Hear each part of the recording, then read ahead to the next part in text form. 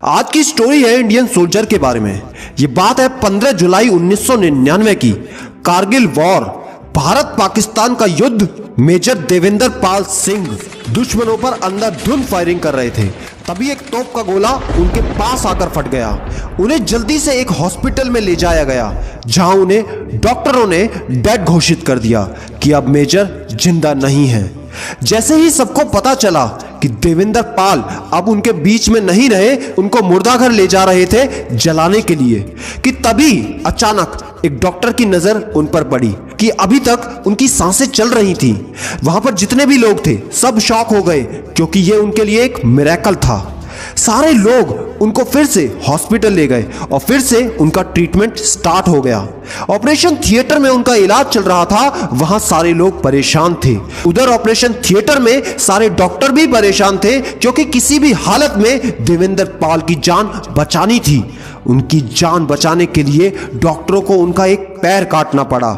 Major Devendra Pal Singh ने इस incident में अपना एक पैर तो खो ही दिया, और साथ ही साथ उनके सोचने समझने की शक्ति भी थोड़ी कम हो गई।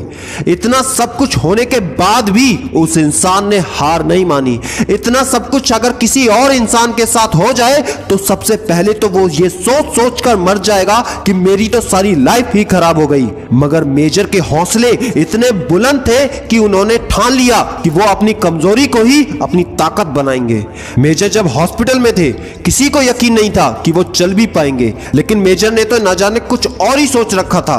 कुछ टाइम बाद जैसे ही मेजर को छुट्टी मिली, उन्होंने बैसाखी के सहारे चलना शुरू कर दिया।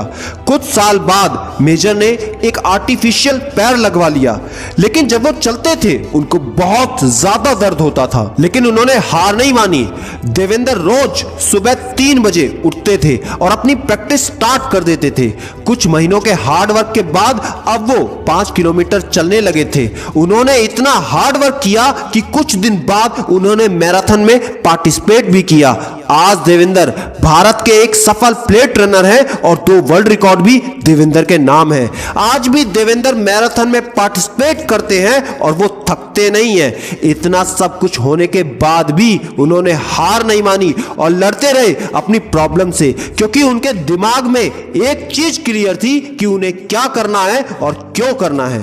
तो दोस्त, आज मैं आपसे पूछता हूं, क्या आपको क्लियर है कि आपको क्या करना है और क्यों करना है, किसके लिए करना है? एक ऐसा सोर्स ऑफ इंस्पिरेशन ढूंढो। मेरी मानो तो अपने घर में ही अपने माँ के लिए, अपने पापा के लिए, अपने भाई के लिए या अपनी बहन के लिए किसी एक रिश्ते को अपना क्यों बना लो और क्या करना है आज डिसाइड करके जाओ। दोस्त, अगर बात समझ में आ गई तो को ज्यादा से ज्यादा शेयर करो उन लोगों के साथ जिनमें आप जैसा ही जुनून है, जो कुछ सीखने के लिए तैयार हैं। अब तक के लिए याद रखना कि कोई है या नहीं, मैं हमेशा आपके साथ हूं।